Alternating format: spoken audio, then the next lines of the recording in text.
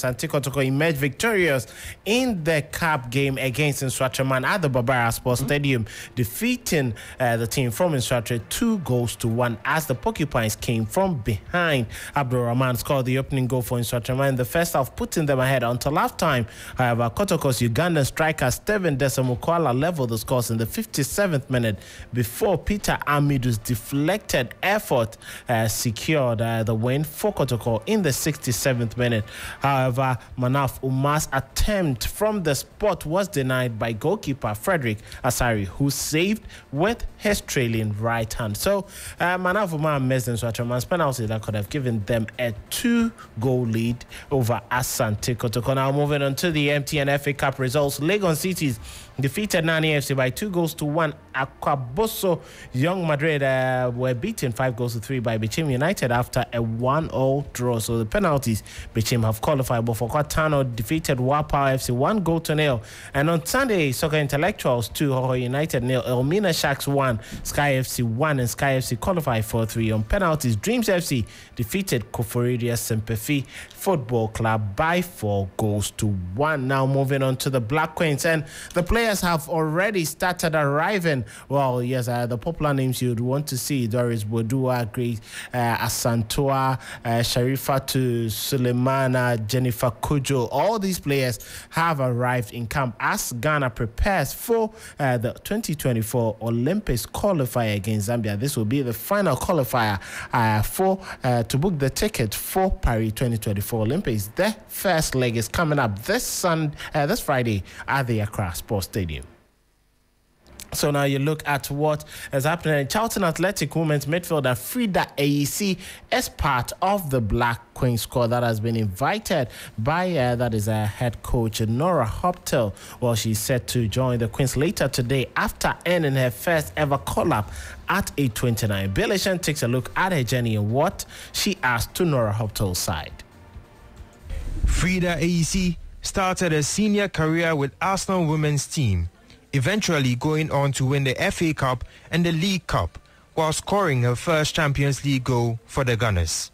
Her football journey so far has been spent in the United Kingdom, featuring for the likes of Leicester City, Birmingham City and others. She joined her current club Charlton Athletic in 2022. Frida has scored 1 goal and delivered 1 assist in 15 league games this season from the heart of midfield.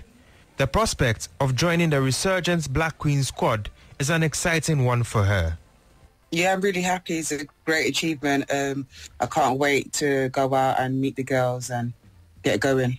So it was something that I wanted to do, and luckily the manager came to watch one of my games last season, and then it kind of went from there. And then fast forward, we're here now. The midfielder believes that she can offer something extra to Nora Hoptel's women as they aim to make history in the coming months. I like to play centre mid. I can play on the right. I would like to say that I'm good on the ball, strong, and that's about it really. Good on the ball, strong, fast, quite quick, and aggressive. So hopefully I can add that to the team. I mean, I feel like we just need to take it each game at a time, focus on each game, and then hopefully we can, if we win, then we keep going, and then hopefully we can achieve some big things. Frida somewhat represents the growing trend of Ghanaian national teams augmenting squads with players who mostly play outside Ghana, like the Black Stars did with players like Alexander Jiku, Iñaki Williams and others. So that is it there for Frida AEC, and the Black Queens will start their preparations this afternoon at the Accra Sports Stadium. Now, world's most expensive female footballer plays for Zambia. Her name is Rahel Kundananji, and she is very hopeful that Zambia can win or draw against Ghana at the Accra Sports Stadium in the first leg.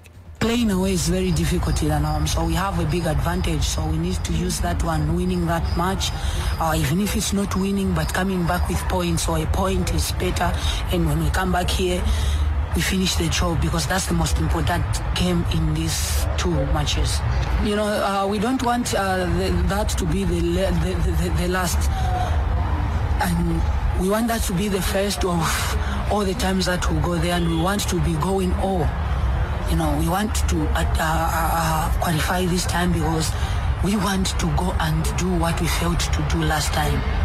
So this is more important to us, not just us, but to the entire nation. The Ghana game will be different because a lot of Ghana players, you know, they are professionals just like us, and they have a lot of good players. And it won't be an easy game, but we are ready to face them, and we are ready to do our level best. So that is from Rahel Kundananji, who is the world's most expensive footballer, playing for Zambia and promising a very good game. Now to the search for Black Stars coach, and Chris Hughton's disappointing tenure ended on January 23, 2024 after a very poor performance at the 2023 African Nations Cup with the Black Stars, while a new coach is expected to be announced in the next couple of weeks. Now, with less than a week for the committee to submit their results to the Executive Council and approval from the Ministry of Sports, Otto Addo has been rumored to be in the lead for the job. Here is Ghana FA Communications Director Henry Asante-Chum on the rumor surrounding Otto Addo returning to the Black Stars.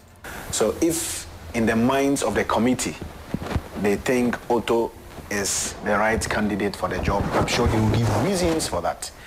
At this particular moment, they are not done with the process. So I just want to say that let's just calm down, allow them to wrap up, and when they are done with their work, they will submit their report to the ESCO with reasons for each candidate they select in the pecking order. Because sometimes when you are going through these processes, you have your first choice, second choice, third choice, depending on preference, and then also depending on demands and working conditions. Your first choice may say, I am looking for $100,000. And if you're not in the position to pay that amount of money, then you have to let the first choice go and you look elsewhere until you find the right candidate.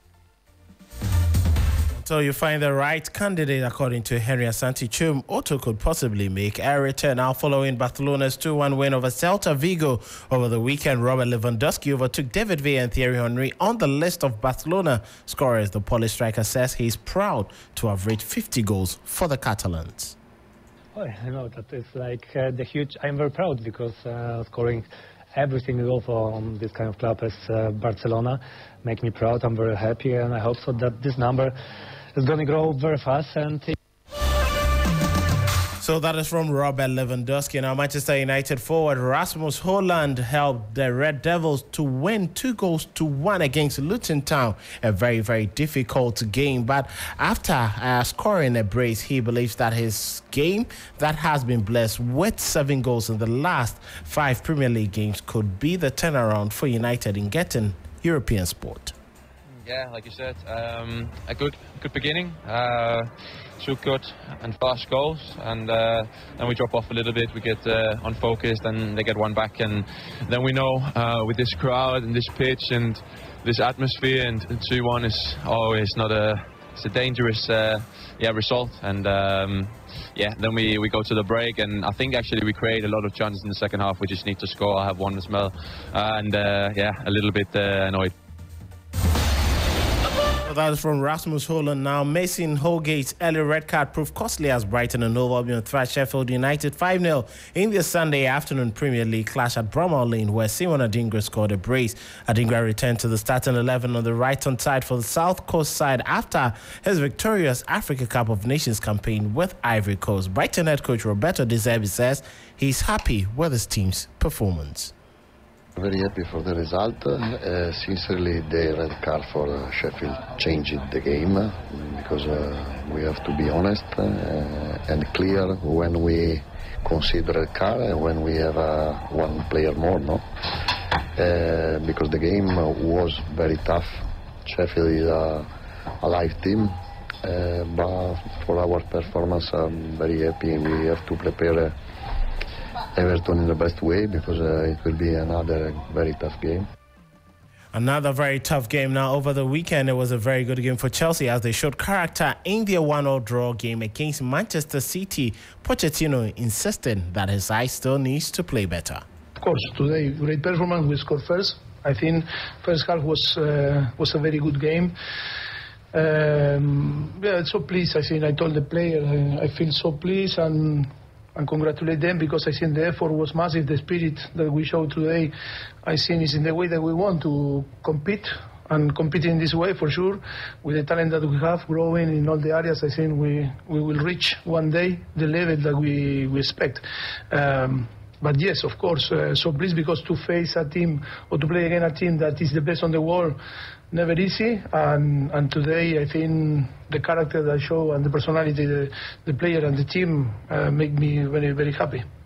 Well, it makes him very, very happy, but they still need to do more. Pep Guardiola believes Manchester City did not play at a high level during the first half, and La Composure believes that City will do the needful to defend their title. They are now 2 points off Liverpool. 3 points off Liverpool with a game in hand. Well, we don't perform our level in the first half, and when you play teams that composer and prestigious like Chelsea, you have to perform 94, 95 minutes at your best. We start to play after I concede a goal, like to make, what happened here, and we were not in our best, and yeah, it can happen, the transitions, when you are in your best, you concede transitions, and it happened, but after we react like we are, and we create a lot. Of course, they had the 1 or 2 transitions for the quality because had the ability to keep the ball and grab a good runners up front. And yeah.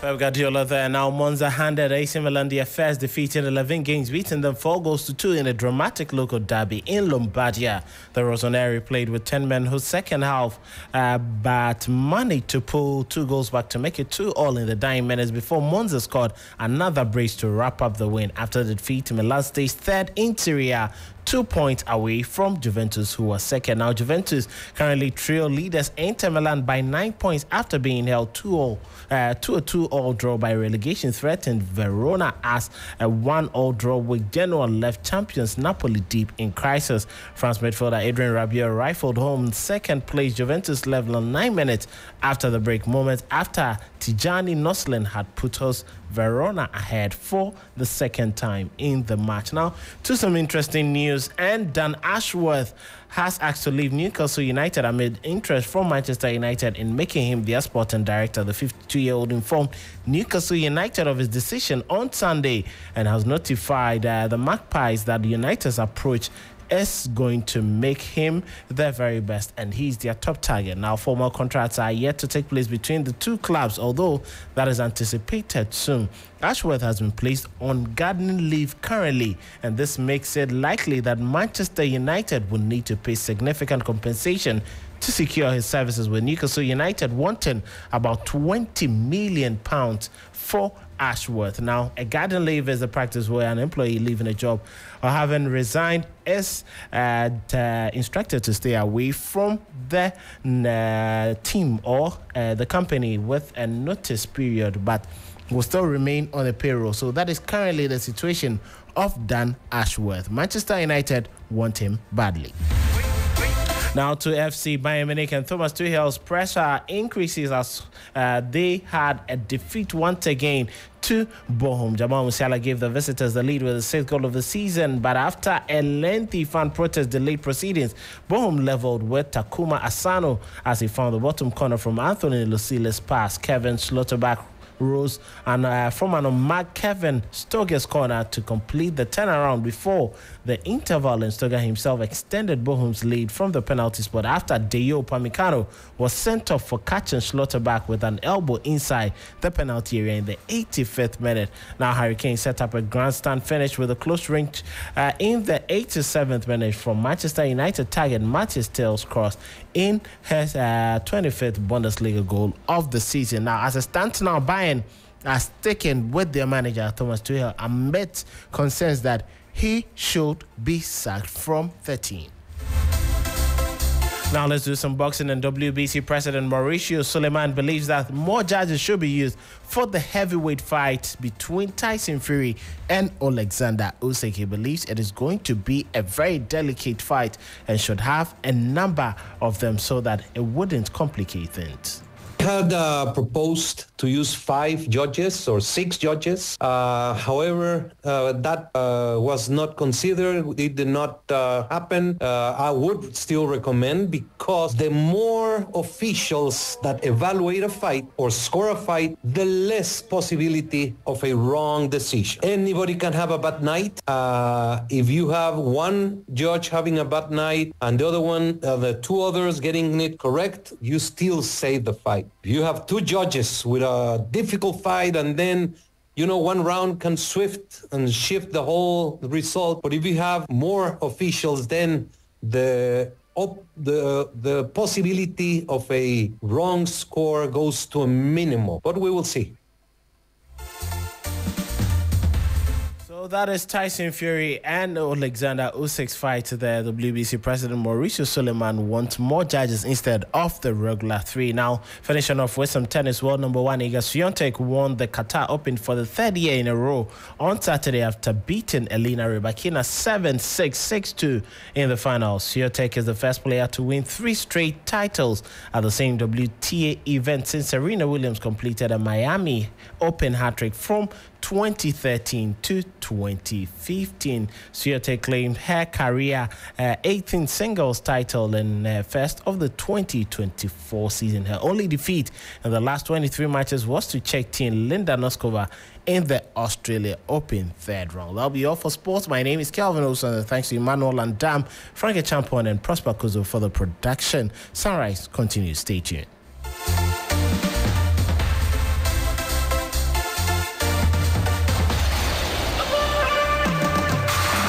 In an era where the business environment is constantly changing, the need for accounting and finance professionals who can guide and lead organizations to sustainable success is